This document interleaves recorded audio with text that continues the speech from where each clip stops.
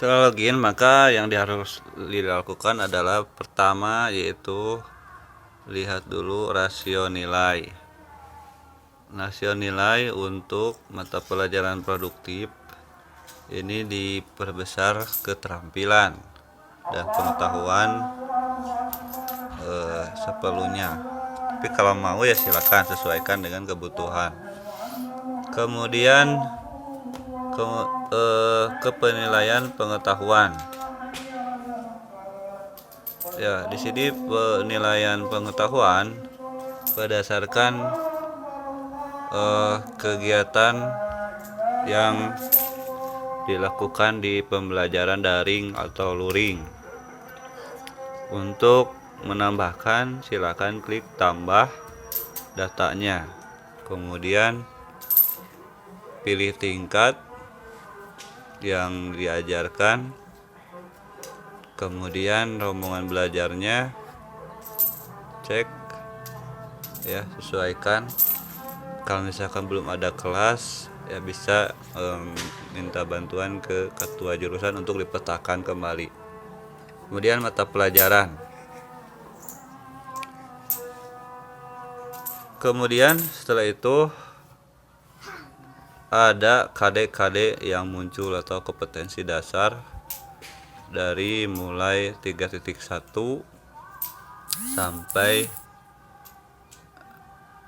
semua KD yang ada di pelajaran tersebut ya, karena ini kelas 12 otomatis ada materi yang di kelas 11, jadi nyambung ya, pelajarannya. Jadi ada kelas 11 pemrograman web dan perangkat bergerak, dan kelas 12 juga ada pemrograman web dan perangkat bergerak. Nah, itu sesuaikan dengan KD yang diampu ya. Misalkan untuk kegiatannya ada UH, ulangan harian, UTS, kemudian UAS, dan apabila perlu silakan tugas. Misalkan tugasnya lebih dari satu, bisa ditambahkan tugas 1, tugas 2, dan apabila ada tugas lagi sesuaikan dengan yang diperlukan. Bisa ditambahkan aktivitas kegiatan penilaiannya. Teknik penilaiannya silakan tentukan, ada tes tertulis, tulisan, penugasan.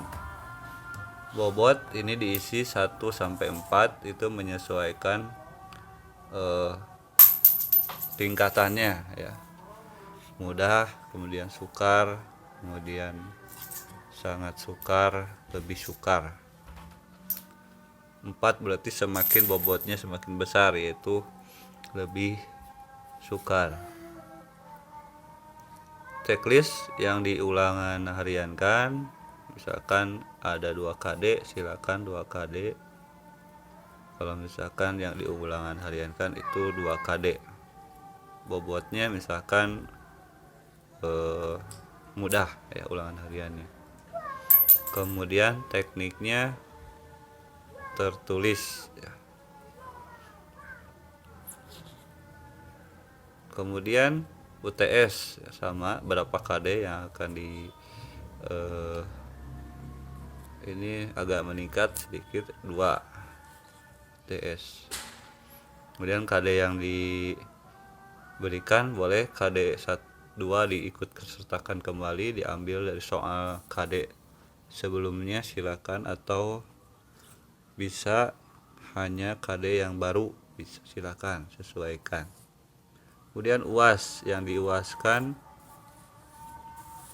ujian akhir semester atau PTS ya, sekarang boleh diganti dengan PTS dan PAS ya.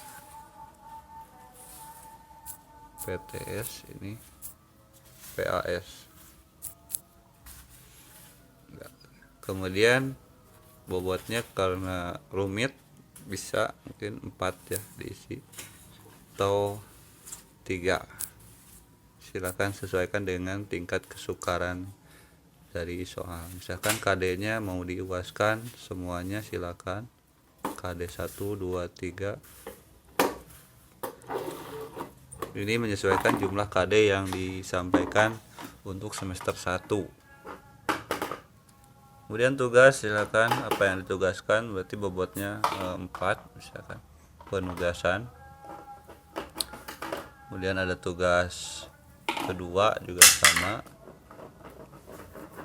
penugasan. Kemudian KD yang dipakai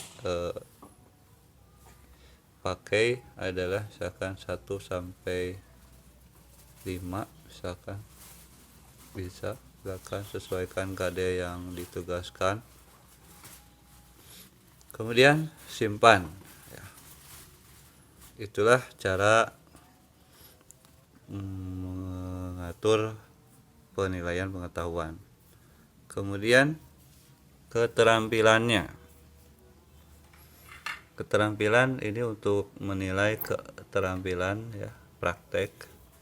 Untuk menambahkan silakan tambah data. Kemudian untuk berikutnya pilih tingkat kelas ya, kemudian kelas rombongan belajarnya dan mata pelajarannya. Nanti akan ada teknik penilaiannya. Silakan pilih ya, portofolio, kinerja, atau proyek. Kalau misalkan portofolio berarti siswa tersebut memiliki hasil karyanya dengan biodata ya, yang itu yang lengkap, dan format portofolio ada contohnya yang di internet banyak. Kinerja itu kinerjanya seperti apa, kemudian proyek berupa project based learning ya, tuh silakan sesuaikan. Misalkan project itu, kalau untuk project bobotnya itu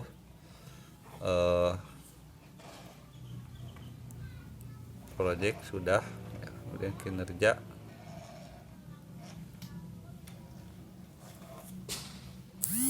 ya, yang belum apa silakan ditentukan. Silakan kinerja bobotnya sukar ya, itu 4. Kemudian ininya sesuaikan lagi kinerja.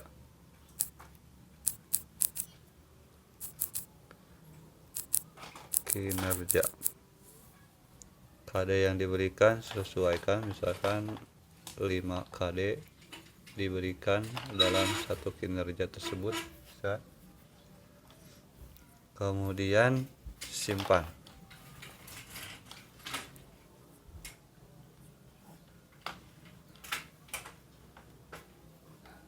Kemudian setelah itu ada di perencanaan keterampilan yang bertambah lagi. Kemudian terakhir yaitu bobot keterampilannya ya, apabila tidak sesuai atau mungkin bobotnya puluhan, ini bisa diganti dengan 1 sampai 4 saja, karena itu beberapa KD yang mungkin dijadikan sebuah keterampilan atau prakteknya. Kalau misalnya mau 3 ya 3, misalkan sekiranya cukup mudah. Jadi itulah untuk pengaturan perencanaan. Sampai bertemu lagi dengan tutorial berikutnya.